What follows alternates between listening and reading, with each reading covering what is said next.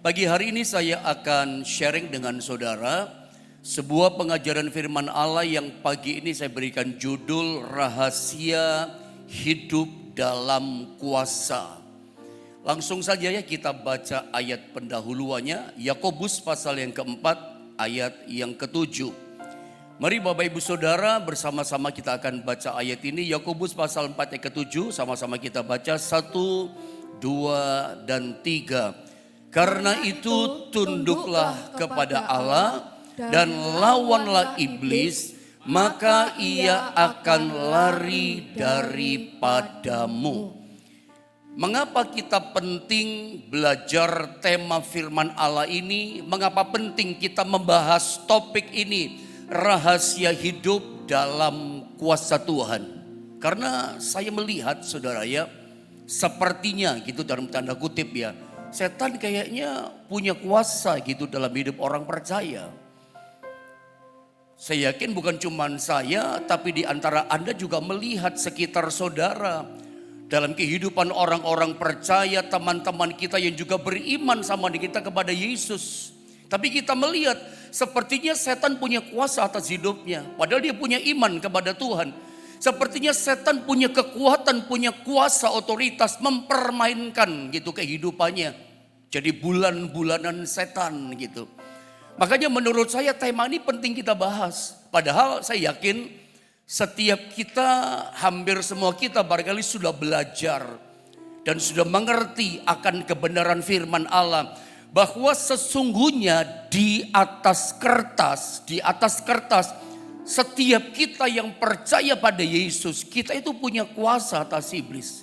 Kita punya otoritas atas iblis. Di atas kertas itu saudara ya. Alkitab ajarkan itu. Tapi realitanya yang terjadi bagaimana? Di lapangan kenyataannya banyak orang Kristen yang kalah. Di lapangannya banyak orang Kristen yang menyerah, frustasi, dipermainkan setan, kalah oleh setan. Setan itu ketika dia serang kita dengan macam-macam hal. Dengan tipu muslihatnya, dengan godaan-godaannya yang datang sama kita. Dengan berbagai macam pencobaan, ujian, kesulitan, masalah. Lihat kehidupannya Ayub. Itu setan dengan sumbernya. Lihat Paulus, setiap kali dia mau melangkah melayani, setan menghalang-halangi dia, kata kitab Efesus. Penguasa di udara menghalangi. Jadi itu yang terjadi di lapangan. Di atas kertas kita belajar di firman Allah, Alkitab ajar kita, Tuhan katakan kepada kita bahwa di atas kertas kita punya kuasa atas iblis. Tetapi realitanya, kenyataan di lapangannya banyak orang yang menyerah, kalah, dipermainkan. Jadi bulan-bulan daripada setan. Kita berharap kita punya iman bisa kalahkan setan. Iya kan? Kita berharap kita punya iman bisa tundukkan setan. Tapi ternyata setan sukar tunduk kepada kita. Makanya ada satu penyikapan rahasia firman Allah dalam Yakobus 4 ayat 7. Kita mesti tunduk dulu kepada Tuhan. Saya mau tunjukkan dulu satu gambar ini pada saudara. Mengapa iblis tidak tunduk kepada kita ya? Dan sepertinya dalam tanda kutip, perhatikan, dia si iblis ini memiliki kuasa atas hidup orang percaya. Padahal tadi saya katakan semua kita ngerti di atas kertas firman Allah katakan kita punya kuasa atas iblis. Tapi sepertinya justru iblis yang punya kuasa atas hidup orang percaya. Saya mau tunjukkan kabar baik sama saudara. Ketika saya mencoba mempelajari firman Allah, saya temukan begini. Bahwa sesungguhnya ini kabar baiknya nih buat kita orang percaya. Anda harus ngerti prinsip ini. Mengapa kita penting mengerti, memahami hidup dalam kuasa Tuhan. Itu penting. Ada hal kabar baik begini. Bahwa ternyata saya temukan di Alkitab. Iblis itu adalah pribadi yang taat pada otoritas. Itu dia. Anda mesti ngerti ini. Bahwa iblis itu adalah pribadi yang ternyata dia taat pada otoritas. Pada kekuatan, pada kuasa di atasnya. Begitu ada pribadi yang kuasa di atasnya lebih daripada dia. Dia mesti tunduk. Mau tidak mau dia mesti taat kepada otoritas. Ini kabar baik buat kita. Makanya kalau kita ingin, saudara ya, tidak ada cara lain. Kalau Anda ingin bertanya, bagaimana caranya iblis tunduk kepada saya? Rahasia dari firman Allah yang dibukakan kepada kita lewat Yakobus 4 ayat 7, saya baca ulang sekali lagi, dikatakan begini. Karena itu dikatakan firman Allah, tunduklah kepada Allah. Jadi kita yang harus lebih dahulu tunduk kepada Allah. Kita yang nomor satu terutama dulu adalah kita harus menundukkan diri kita di hadapan Tuhan. Inilah bedanya kita sama setan. Setan itu pribadi yang taat tunduk pada otoritas. Bagaimana dengan kita? Kita ini jujur saja ya. Kadangkala kita ini sukar tunduk pada otoritas. Senangnya berontak kepada otoritas. Senangnya nggak bisa taat pada otoritas. Itu keadaan kita. Setan tunduk pada otoritas. Jadi kalau kita mau menang atas setan, bisa menang melawan setan. Setan itu tunduk kepada kita. Alkitab katakan apa? Nomor satu yang pertama, kehidupan kita sebagai orang beriman, kita ini harus menundukkan diri lebih dulu kepada Tuhan. Baru kemudian Alkitab katakan begini, dan lawanlah iblis. Apa yang terjadi kalau kita lawan iblis? Maka dikatakan ia akan lari daripadamu. Saya tertarik, diberkati sekali dengan kata lari. Maka ia akan lari daripadamu. Bukan pergi. Alkitab tidak tuliskan maka ia akan pergi daripadamu. Lari daripadamu, bukan pergi. Walaupun sebetulnya saudara ya, pergi saja iblis dari kita sudah cukup bagus itu. Dia pergi. Tapi Alkitab pakai bahasa memilih kata maka ia akan lari daripadamu. Saudara perhatikan baik-baik. Bagaimana supaya iblis lari dari kehidupan kita, pergi terbirit-birit dari kita. Yang terutama bagian awal, tidak akan ada kalimat yang terakhir kita alami. Iblis lari, iblis tunduk kepada kita, tidak ada. Sebelum ayat 1 kalimat awal kita lewati, kitanya dulu harus tunduk kepada Allah. Dikatakan karena itu tunduklah kepada Allah. Bukankah kata tunduklah kepada Allah, kata tunduk itu artinya adalah otoritas. Kalau kita tunduk pada otoritas, ya iblis tunduk pada kita. Nomor satu mesti tunduk dulu saudara kepada Tuhan. Tunduk ini, kata tunduklah kepada Allah. Tunduk ini artinya secara rohani buat kita, ini bicara otoritas. Saya percaya kalau kita ngerti prinsip kuasa, kita ngerti prinsip mendasar basicnya, esensinya otoritas. Saya yakin kita bukan kalah, kita menang. Apa yang dikatakan Alkitab di lapangan kenyataannya kita alami. Apa yang Tuhan janjikan itu terjadi sama kita. Asal setiap kita ada dan saya masing-masing pribadi kita mengerti betul-betul esensialnya prinsip otoritas, prinsip hidup dalam kuasa Tuhan. Saya tunjukkan ya, satu prinsip penting tentang otoritas itu ditunjukkan oleh seorang perwira Kapernaum. Nanti tolong Anda baca secara lengkap ayat-ayat ini. Matius pasal 8 tentang kisah perwira Kapernaum. Satu kali perwira Kapernaum ini kan punya bawahan. Bawahannya sakit parah, mau mati gitu kira-kira. Dia datang minta tolong kepada Yesus. Tolong bawahanku, tolong hambaku. Sakit parah, mau mati dia. Yesus menjawab, oke, aku akan datang ke rumahmu menyembuhkan dia. Anda tahu apa jawaban perwira Kapernaum ini? Aku tidak layak menerima engkau di rumahku. Cukup katakan sepatah kata saja. Dia berkata apa? Aku percaya hambaku akan sembuh. Anda lihat ayat 9 saudara ya. Lalu Yesus menjawab seperti ini. Perhatikan ayat 9-10 saya baca ya. Dia ngomong gini, dia gak layak. Aku udah layak menerima kau di rumahku. Cukup katakan sepatah kata saja, aku percaya hambaku sembuh. Lihat ayat 9 dulu, perhatikan ayat ini. Sebab aku sendiri, kata perwira Kapernaum, seorang bawahan. Artinya aku ini masih punya atasan, aku cuman bawahan. Dia menganggap Yesus itu otoritasnya lebih tinggi daripada dia. Aku tidak layak loh menerima engkau di rumahku. Cukup katakan sepatah kata saja. Aku percaya hambaku sembuh. Aku tidak layak. Aku ini bawahan. Aku masih punya atasan. Artinya orang ini, perwira Kapernaum gitu loh.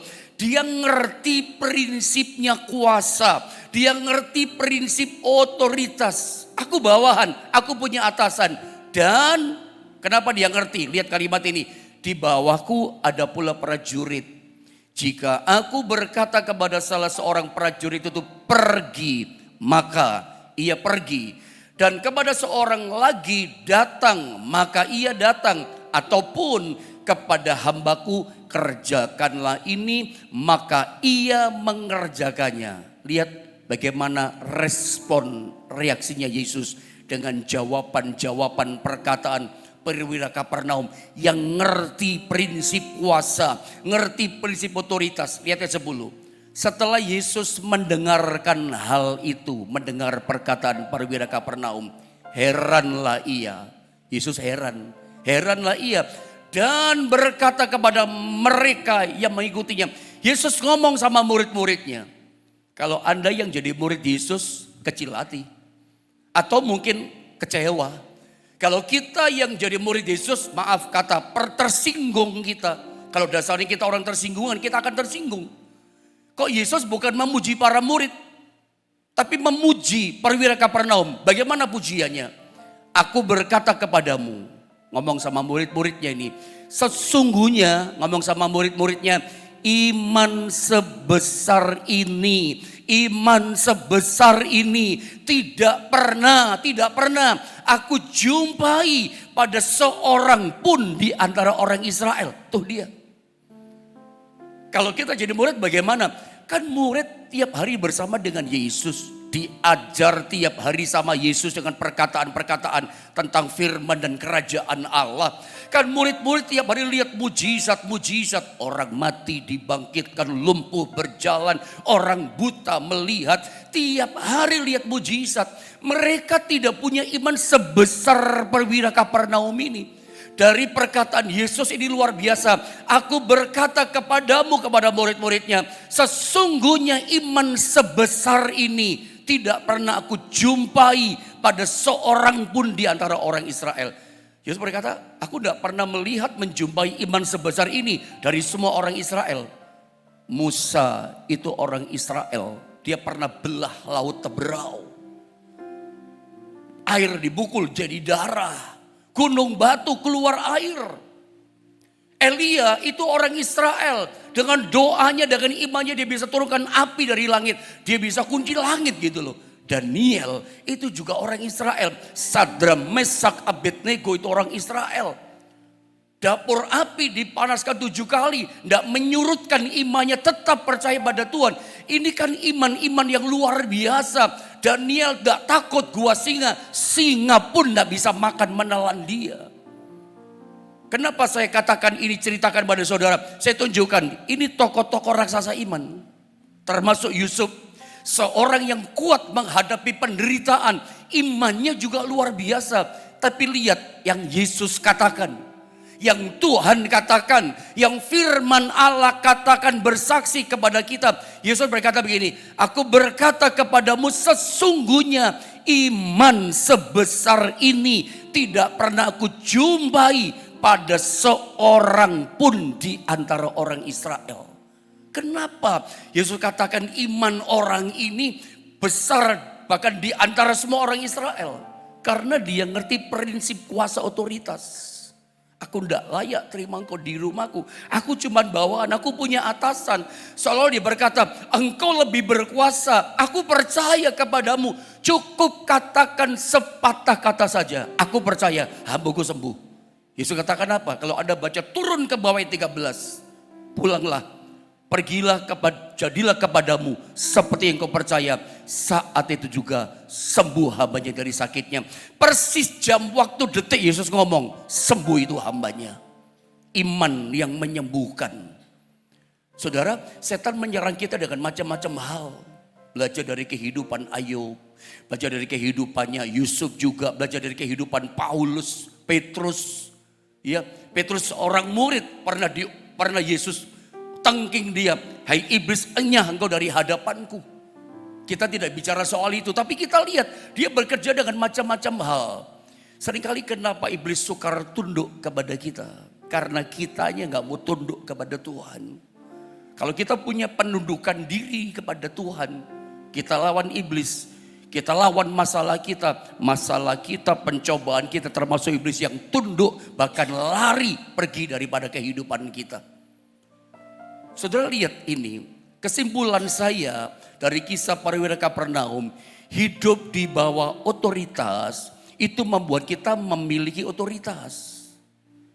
Kalau kita hidup di bawah otoritasnya Tuhan, tunduk pada otoritas Tuhan, menundukkan diri pada otoritas Tuhan, percaya berserah pada otoritas Tuhan, itu membuat kita punya kuasa otoritas, punya kekuatan Tuhan. Kalau ada kuasa dalam diri kita, saya yakin setan gak berani ganggu kita. Dia akan berpikir 1000 kali untuk mendekati kita. Karena dia tahu, jadi kalau Anda ingin dalam kesehari-harian kita ingin memiliki kuasa otoritas Tuhan, kita harus hidup di bawah otoritasnya Tuhan. Tunduk pada otoritas Tuhan. Ingat, saya katakan pada gambar tadi, pada poin yang kedua tadi, iblis itu pribadi yang tunduk pada otoritas. Kalau kita tunduk pada otoritas, jadi contohnya begini saudara ya. Kalau misalnya seringkali ketika di awal-awal saya pelayanan di GSPDI Jombang ini saudara ya. Itu saya banyak diperhadapkan jemaat yang kena guna-guna, kena mantra-mantra jampi-jampi gitu ya. Orang kerasukan setan di antara jemaat gitu. Ada yang kayak, saya lihat sendiri ya, udah kayak ular gitu waktu saya datang. Maksudnya dia bisa kayak ular begitu, melet-melet gitu lidahnya. Ada yang nyembur-nyembur mulutnya. Saya sering diperhadapkan seperti itu. Nah, ketika saya ngerti prinsip ini, ketika saya usir setan dalam diri seorang anak Tuhan itu, saya tahu dia mesti pergi, dia harus pergi. Walaupun saya ngerti dia nggak mau pergi, dia senang, dia suka tinggal dalam diri anak Tuhan, dia senang tinggal di situ, nggak mau diusir sebetulnya. Tapi saya ngerti dia harus pergi. Pada waktu saya berkata, dalam nama Yesus, setan kau pergi. Meskipun dia suka tinggal di situ, tapi saya ngerti mau nggak mau dia mesti pergi. Kenapa? Saya pakai nama Yesus. Saya orang percaya kepada Tuhan, belajar melatih menundukkan diri pada otoritas Tuhan. Saya tahu dia mesti tunduk, dia mesti pergi. Karena iblis ada mesti ngerti prinsip ini. Dia tunduk pada otoritas dengan kuasa di atasnya. Jadi kalau Anda ingin dalam keseharian kita ini memiliki kuasa. Yaitu tadi caranya, tunduk kepada Tuhan, tunduk kepada otoritas. Maka masalah kita, pencobaan, ujian atau setan yang menyerang kita, dia akan tunduk kepada kita. Sebab dia ini setan tunduk pada otoritas. Saya tunjukkan satu prinsip di Alkitab lagi ya. Kejadian pasal 3 ayat 1 sampai 5. Dalam ayat ini, atau saya baca dulu saja ayat ini lalu saya ceritakan. Walaupun ayat ini sering, tahulah Anda tentang ayat ini sering kita baca. Tapi penting, ada sesuatu yang Tuhan singkapkan lewat ayat ini. Kejadian 3 ayat 1 sampai 5. Adapun ular, ialah yang paling cerdik dari segala binatang di darat yang dijadikan oleh Tuhan Allah. Jadi binatang yang paling cerdik itu ular, bukan kancil ya. Katanya orang kancil dan cerdik, tapi ular kata Alkitab. Ular itu berkata kepada perempuan itu, tentulah Allah berfirman, semua pohon dalam taman ini jangan kamu makan buahnya, bukan? Lihat ayat kedua. Lalu saut perempuan itu kepada ular itu, buah pohon-pohonan dalam taman ini boleh kami makan. Tetapi tentang buah pohon yang ada di tengah-tengah taman, Allah berfirman, jangan kamu makan ataupun raba buah itu, nanti kamu mati. Lihat ayat yang keempat. Tetapi ular berkata kepada perempuan itu, sekali-kali kamu tidak akan mati. Lihat ayat kelima. Tetapi Allah mengetahui, kata iblis, bahwa pada waktu kamu memakannya, matamu akan terbuka. Dan kamu akan menjadi seperti Allah, tahu tentang yang baik dan yang jahat. Ayat-ayat yang kita baca ini adalah cerita tipu muslihatnya setan. Untuk apa? Supaya Adam dan Hawa, terutama Hawa, itu berontak kepada perintah Tuhan. Tidak taat, tidak tunduk lagi kepada apa yang Tuhan perintahkan kepada dia. Jangan makan buah yang satu itu. Buah pengetahuan baik dan jahat. Waktu kamu makan, kamu mati. Waktu kamu makan, kamu binasa. Iblis pada waktu itu dalam ayat ini sesungguhnya dia tidak punya otoritas atas manusia pertama. Manusia pertama ketika sebelum mereka memberontak tidak tunduk pada perintah Tuhan.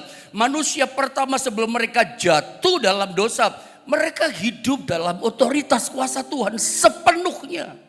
Mereka punya kuasa, hidup dalam kuasa sepenuhnya setiap hari. Kalau misalnya ada hari, saya pakai bahasanya kita. Dia hidup dalam kuasa. Iblis nggak bisa bikin apa-apa. Iblis tidak bisa menyerang, hantam, hancurkan Adam dan Hawa. Kenapa?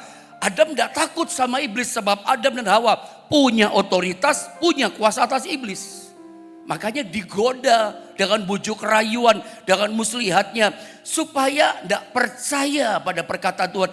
Tidak tunduk lagi kepada perintahnya Tuhan. Berontak kepada perintah Tuhan. Padahal rahasia otoritas, rahasia kuasa. Nomor satu apa lebih dahulu? Kita aja menundukkan diri. Tunduk, taat, tunduk pada perintahnya. Hawa mulai tidak tunduk. Ketika iblis katakan, enggak, justru kalau kamu makan buah itu, kamu seperti Allah. Jadi seolah-olah kamu belum seperti Allah, padahal sudah seperti Allah kan diciptakan. Kamu seperti Allah, dimakanlah buah itu. Hilanglah otoritas. Ketika kita tidak tunduk kepada otoritas, ketika kita enggak taat lagi pada otoritas, kita enggak punya otoritas, kita enggak punya kuasa. Rahasia kuasa, rahasia hidup dalam otoritas kuasa Tuhan, kita mesti tunduk kepada Tuhan. Makanya kesimpulan saya dari Kejadian pasal 3 ayat 1 sampai 5, otoritas itu adalah seperti terapi. Otoritas atau kuasa Tuhan itu seperti terapi untuk mengikis sedikit demi sedikit apa? Pemberontakan kita dan kesombongan kita sebagai manusia. Saya kurang sependapat kalau ada orang berkata sombong itu penyakitnya orang kaya. Menurut saya, penilaian saya enggak seperti itu.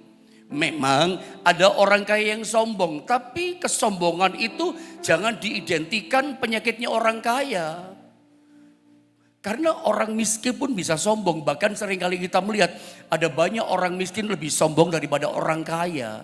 Sombong, kesombongan itu penyakitnya kita semua manusia. Saya pernah ajarkan bahwa sesungguhnya semua manusia itu punya penyakit namanya kesombongan.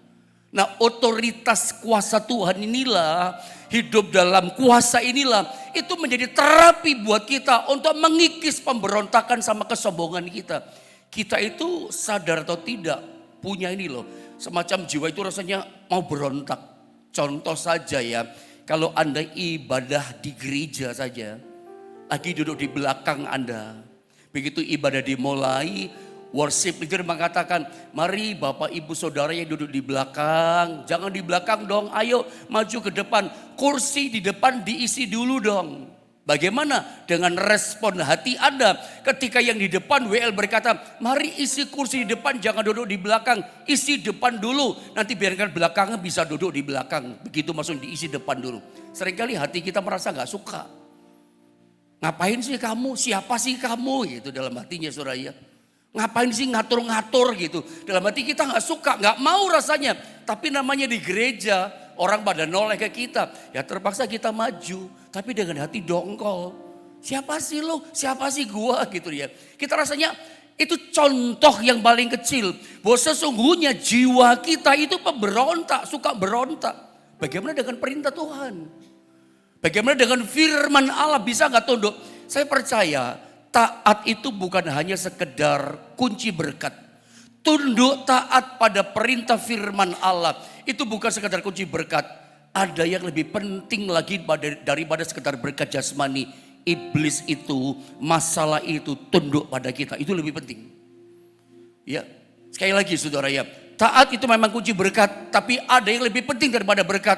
Iblis, masalah, tantangan. Itu bisa tunduk pada kita. Bagaimana caranya pendeta? Ya kitanya mesti tunduk pada Tuhan.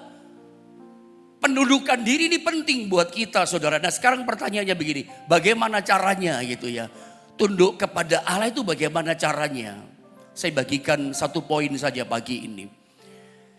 Untuk kita bisa tunduk kepada Allah, poin satu, kita mesti taat kepada kehendak Allah. Kita mesti taat pada kehendak Allah. Seperti saya katakan tadi, taat bukan sekedar kunci berkat buat kita. Taat pada kehendak Tuhan, itu membuat iblis tunduk pada kita. Termasuk masalah-masalah yang besar. Jadi kalau pagi ini saudara sedang menghadapi masalah, saya tidak tahu saudara mengalami kendala ini atau tidak. Saya tidak mengerti apakah saudara sedang menghadapi situasi kondisi ini atau tidak. Engkau menghadapi masalah yang itu juga Anda mengalami kemenangan. Engkau merasa menjadi bulan-bulanan setan, dipermainkan oleh persoalan, dipermainkan oleh masalah. Kok gak menang-menang sih pendeta? Kok rasanya gak ada jalan keluar? Sudah doa sudah, udah pakai iman sudah, tapi kok gak menang? Nah ini poin ini penting buat setiap kita. Kita punya ketaatan gak pada kehendak Tuhan? Cara tunduk kepada Allah, nomor satu, kita mesti taat kepada kehendak Tuhan. Contoh teladan ketaatan yang sempurna, yang terbaik itu adalah Yesus. Filipi pasal 2 ayat 8 dan Ibrani pasal 5 ayat 8. Saya baca buat saudara, dikata begini. Dan dalam keadaan sebagai manusia. Kalau kita lihat pribadi Yesus, baik-baik, dengarkan baik-baik ini. Pada waktu Yesus ke Gadara, Yesus tidak ngomong apa-apa. Tiba-tiba seorang kerasukan setan legion, setan yang mungkin 2000 setan lebih merasuk orang ini. Yesus tidak ngomong apa-apa. Begitu Yesus dan murid-muridnya perahu mendarat di Gadara, orang dirasuki setan itu datang sama Yesus, sujud berlutut menyembah Yesus. Bertunduk sama Yesus berkata, jangan engkau menghakimi aku sebelum waktunya. Dan seterusnya, dia yang berlutut tunduk pada Yesus. Dan dia yang rela bahkan untuk dia pergi tinggalkan orang itu. Padahal Yesus gak usir dia. Dia rela tinggalkan orang itu. Orang dari Gadara itu. Padahal Yesus gak ngomong apa-apa. Artinya begini loh. Yesus ketika 2000 tahun yang lalu ada di dunia ini. Setan itu tunduk pada dia. Danau, gelombang, air, angin tunduk kepada dia. Mungkin Anda menjawab gini, ya tentu sajalah pendeta, angin, gelombang, air yang keras, bahkan setan tunduk kepada Yesus karena Yesus adalah Tuhan. Dengar baik, ayat ini berkata, Yesus 2000 tahun yang lalu datang ke dalam dunia ini, dia sebagai manusia 100%. Tapi manusia yang bagaimana? Lihat, dan dalam keadaan sebagai manusia, ia telah, perhatikan, merendahkan dirinya, menundukkan dirinya. Terjemahan lain berkata begitu. Dan apa saudara? Taat sampai mati. Bahkan sampai mati di kayu salib. Teladan yang sempurna. Penundukan diri, merendahkan diri. Taat sampai mati. Itu Yesus. Bagaimana dengan ketaatan kita kepada kehendak Allah? Yesus itu sebagai manusia. Makanya gak heran. Iblis tunduk pada dia, gelombang tunduk pada dia, penyakit tunduk kepada dia. Ternyata prinsip otoritas, prinsip kuasa ini penting. Ketika kita ngerti penundukan diri ini, maka kita punya kuasa dalam kehidupan kita sehari. Yesus sebagai manusia, dia punya ketaatan merendahkan dirinya sampai mati. Bahkan Ibrani pasal yang kelima ayat 8. Saya ingin sama-sama kita baca ayat ini sebagai terakhir buat kita. Perhatikan baik-baik dalam Ibrani pasal 5 ayat 8. 1, 2, dan 3. Dan sekalipun ia adalah anak, terus ia telah belajar menjadi taat dari apa yang telah dideritanya. Yesus sebagai manusia, Allah yang menjadi manusia. Manusia yang menghadapi penderitaan. Dan dia terima itu dengan ketaatan, dengan kehendaknya. Taat pada kehendaknya. Bagaimana caranya kita tunduk? Tadi saya katakan nomor satu, harus taat pada kehendaknya. Yesus itu pribadi yang taat pada kehendak Bapaknya. Rencana Bapaknya. Meskipun mati dia taat. Bahkan menghadapi kehendak Bapa, dia menderita sebagai manusia. Dia terima penderitaan itu. Mati sampai mati di kayu salib. Bagaimana dengan kita? Dari ayat ini kita belajar bahwa kalau kita punya penundukan diri kepada Tuhan. Percaya gini, segala macam kesulitan, segala macam tantangan, mungkin sakit penyakit, yang sumber biang keladinya itu setan semua yang kerjakan. Karena percaya Tuhan selalu berikan yang baik kepada kita. Setan kebalikannya memberikan yang jahat, yang tidak baik, penderitaan macam-macam. Kalau kita taat pada kehendak Tuhan, saya percaya begini, apa yang dialami Yesus itu pun kita alami dalam kehidupan kita. Setiap tantangan kesulitan kita itu akan tunduk. Jadi kita belajar pagi ini kesimpulannya, kalau kita tunduk kepada Tuhan, ingat setan sumber masalah itu tunduk kepada kita. Belajar dari tokoh-tokoh Alkitab. Sadrak, Mesak, Abednego, meskipun dia harus masuk dalam dapur api yang dipanaskan 7 kali. Apa yang dibuat respon hatinya daripada Sadrak, Mesak, Abednego? Dia tetap tunduk pada perintah Tuhan. Kami tetap menyembah Tuhan Allah kami. Kami tidak mau menyembah patung yang Tuhanku dirikan. Meskipun kami mesti mati dapur api, kami menyembah Tuhan. Tetap tunduk pada Tuhan. Lihat hasilnya. Orang yang tunduk pada Tuhan, iblis masalah api gak bisa tundukkan dia. Saya rindu lewat pengajaran firman Allah ini dalam kesehari-harian kehidupan kita. Kita bukan kalah tetapi kita menang. Apa yang saya katakan di awal tadi itu gak terjadi. Sepertinya setan punya kuasa atas hidup orang percaya. Itu bukan kita. Kalau sampai setan punya kuasa atas hidup orang percaya, setan punya kuasa atas hidup orang Kristen. Kita tahu orang Kristen itu gak punya penundukan diri.